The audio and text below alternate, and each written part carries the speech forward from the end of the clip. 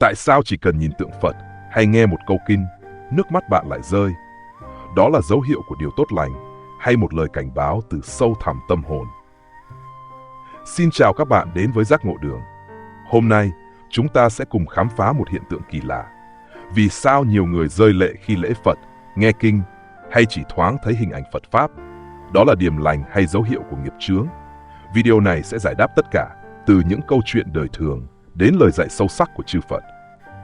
Hãy xem đến cuối để hiểu rõ hơn về chính mình. Đừng quên để lại bình luận, chia sẻ cảm nhận và đăng ký kênh để không bỏ lỡ những điều thú vị nhé. Hiện tượng rơi nước mắt khi lễ Phật, nghe kinh hay thậm chí chỉ nhìn thấy những hình ảnh liên quan đến Phật Pháp là điều không hiếm gặp trong hành trình tu tập của nhiều người. Có người vừa bước vào chùa, nhìn thấy tượng Phật đã không kìm được lệ. Có người khi nghe một câu kinh, một lời niệm Phật, nước mắt bỗng tuôn rơi mà không rõ lý do. Thậm chí chỉ cần thoáng thấy một ngôi chùa, một cuốn kinh hay một vị sư khoác áo cà sa, lòng họ đã dâng trào cảm xúc, đôi khi khóc nức nở không ngừng. Vậy điều này rốt cuộc là tốt hay xấu?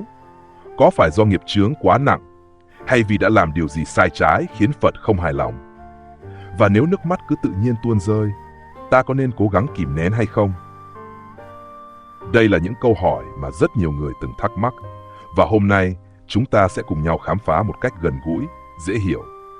Trước hết, hãy yên tâm rằng việc rơi nước mắt trong những hoàn cảnh này không phải là điều xấu. Ngược lại, nó thường là một dấu hiệu tích cực, một biểu hiện của sự kết nối sâu sắc với Phật Pháp, có thể bắt nguồn từ nhân duyên lành từ nhiều kiếp trước. Trong cuộc sống, nước mắt thường xuất hiện trong 3 trường hợp: khi ta vui mừng đến mức cảm động, khi ta đau khổ vì mất mát, hoặc khi nước mắt chảy ra một cách vô thức, không rõ nguyên nhân.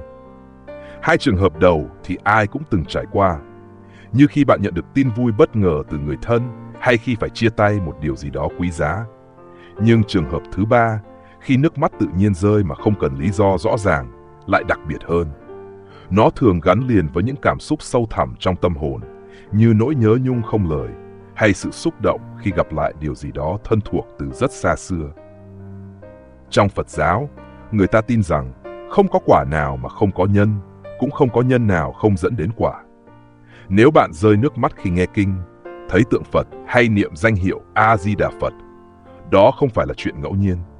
Kinh điển có dạy rằng, nếu một người nghe danh hiệu Phật A-di-đà mà trong lòng sinh tâm từ bi, hoan hỷ, xúc động đến rơi lệ, thì đó là dấu hiệu của một nhân duyên thiện lành từ nhiều đời trước. Tôi từng nghe câu chuyện về Lục Tổ Huệ Năng, một vị thiền sư nổi tiếng trong lịch sử Phật giáo Trung Quốc. Ngài vốn là một người tiều phu không biết chữ, nhưng một ngày nọ, khi đi bán củi, Ngài tình cờ nghe ai đó tụng kinh Kim Cang.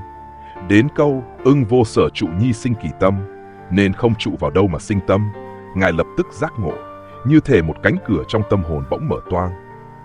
Điều gì đã khiến một người bình thường như vậy bừng tỉnh chỉ qua một câu kinh?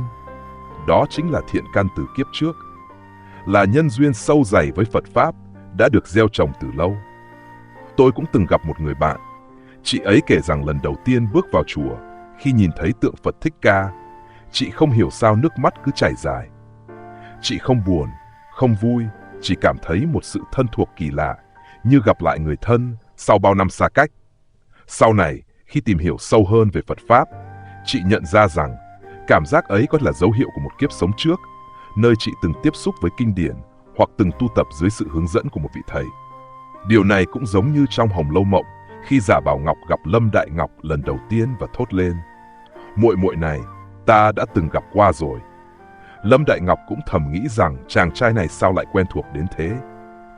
Dù mọi người trong phủ cho rằng Bảo Ngọc nói nhảm, nhưng thực ra đó là tiền duyên từ kiếp trước, khi Bảo Ngọc là thần anh sứ giả và Đại Ngọc là cỏ Giáng Châu bên sông Linh Hà. Chính sự tưới tắm bằng cam lộ ngày ấy đã tạo nên mối nhân duyên để họ gặp lại nhau trong kiếp này. Vậy nên, nếu bạn cũng cảm thấy thân quen khi nhìn thấy tượng Phật, nghe kinh hay bước vào chùa, đừng ngạc nhiên. Đó có thể là dấu hiệu rằng bạn có duyên với Phật Pháp, thậm chí là một duyên rất sâu dày. Hãy tưởng tượng như bạn là một đứa con xa nhà đã lâu, nay bỗng được gặp lại cha mẹ. Nước mắt rơi là điều tự nhiên, là niềm vui xen lẫn xúc động. Đức Phật từng dạy rằng âm thanh niệm Phật có thể khơi dậy thiện căn trong tâm người nghe. Nếu bạn rơi lệ khi niệm Nam Mô A Di Đà Phật, đó là dấu hiệu cho thấy trong những kiếp trước, bạn đã từng tu học, từng gieo hạt giống lành. Khi được chư Phật, Bồ Tát gia trì, thiện căn ấy sẽ trỗi dậy, đánh thức lòng từ bi và sự tỉnh thức trong bạn. Nhưng có cần kìm nén nước mắt không? Câu trả lời là không. Hãy cứ để nó tuôn rơi tự nhiên. Khi khóc xong, bạn sẽ thấy lòng mình nhẹ nhõm hơn, như vừa trút bỏ một gánh nặng vô hình. Tôi nhớ có lần trò chuyện với một vị sư thầy. Thầy kể rằng khi còn trẻ, mỗi lần tụng kinh Địa Tạng, thầy thường nổi da gà và nước mắt cứ tự nhiên chảy. Thầy không sợ, cũng không cố kìm lại, vì thầy hiểu rằng đó là dấu hiệu của sự giao cảm với Phật Pháp. Thầy nói, khi tâm linh chấn động mạnh mẽ, cơ thể sẽ phản ứng. Có người khóc, có người nổi da gà, có người cảm thấy rợn người. Đừng lo, đó là điều tốt. Thực tế, khoa học ngày nay cũng chứng minh rằng khóc có thể giúp giải tỏa căng thẳng, làm sạch tâm hồn. Một nghiên cứu gần đây từ Đại học Tilburg, Hà Lan cho thấy sau khi khóc, con người thường cảm thấy thư giãn hơn, huyết áp và nhịp tim cũng giảm xuống. Vậy nên, nếu bạn khóc khi niệm Phật, đó không chỉ là dấu hiệu tâm linh mà còn là cách cơ thể tự chữa lành. Tuy nhiên, không phải lúc nào nước mắt cũng là biểu hiện của điều tích cực. Có một khía cạnh khác mà chúng ta cần phân biệt rõ. Đó là sự khác nhau giữa lòng từ bi chân chính và cái gọi là bi ma, một trạng thái cảm xúc tiêu cực trá hình dưới vẻ ngoài thương cảm. Từ bi trong Phật Pháp là tình yêu thương vô điều kiện, được dẫn dắt bởi trí tuệ và hành động. Nó không chỉ dừng lại ở việc cảm thấy xót xa khi thấy người khác khổ, mà còn là sự sẵn sàng gánh vác nỗi đau ấy, tìm cách giúp họ thoát khổ.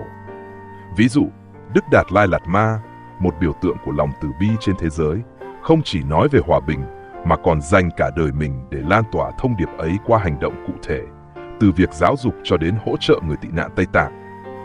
Đó là từ bi thực sự, không chỉ khóc cho nỗi đau của người khác, mà còn đứng lên làm điều gì đó để thay đổi.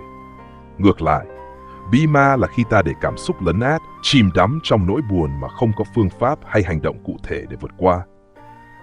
Tôi từng gặp một người chị, mỗi lần xem phim thấy cảnh bất công hay nghe tin ai đó gặp khó khăn, chị đều khóc nức nở. Nhưng sau đó, chị chỉ than thở rằng cuộc đời sao quá khổ, rồi chẳng làm gì để thay đổi. Đó là bi ma, một dạng thương cảm thụ động, thiếu trí tuệ dẫn lối.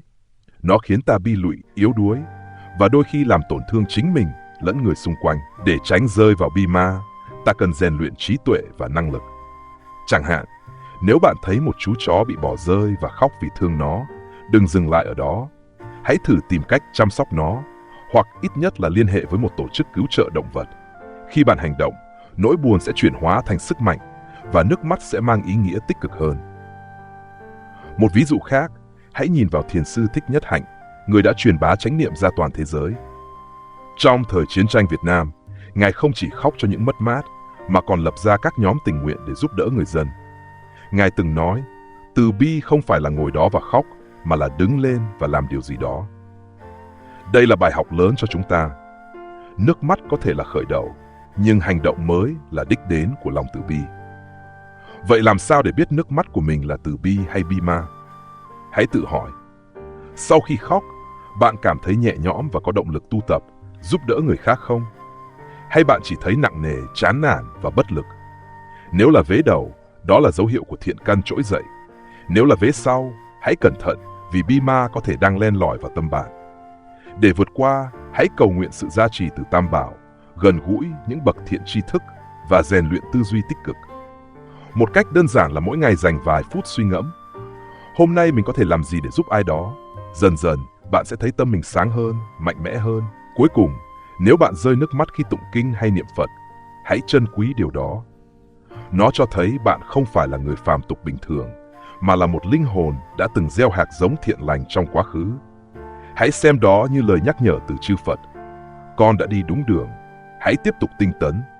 Đừng sợ hãi, đừng nghi ngờ. Nước mắt ấy là cầu nối giữa bạn và Phật Pháp, là dấu hiệu của một tâm hồn đang thức tỉnh. Chỉ cần bạn giữ vững niềm tin, phát nguyện và kiên trì niệm Phật, con đường đến cõi cực lạc sẽ không còn xa. Cảm ơn các bạn đã đồng hành cùng Giác Ngộ Đường hôm nay. Hy vọng những chia sẻ này giúp bạn tìm thấy sự an lạc và động lực tu tập. Nếu bạn từng rơi nước mắt khi gặp Phật Pháp, đó có thể là lời gọi từ thiện căn kiếp trước. Hãy trân quý và tinh tấn nhé. Đừng quên thả tim, chia sẻ video và hẹn gặp lại ở những hành trình giác ngộ tiếp theo.